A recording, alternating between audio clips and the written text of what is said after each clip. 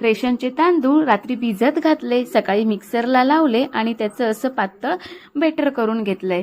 मग ते गूळ खोबरं त्याच्यामध्ये वेलची टाकणार आहोत आणि हे सगळं मिक्स करून घेणार आहोत।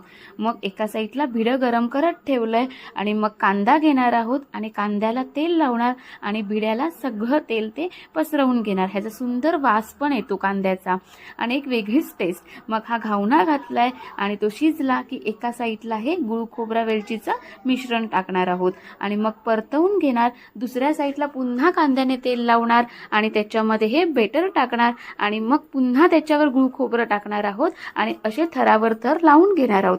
7 कापे आपण करू शकतो किंवा सिंगल करू शकतो। लहान मुलांना टेस्टला सुद्धा खूप आवडतात, नाश्ता पण होतो आणि मुलं आवडीने खातात, खूप मजा येते। मी जेव्हा जेव्हा लहानपणी मामाकडे जायची तेव्हा माझी मामी मला हे करून द्यायची। तुम्ही नक्की ट्राय करा, प्लेन सुद्धा करू शकता।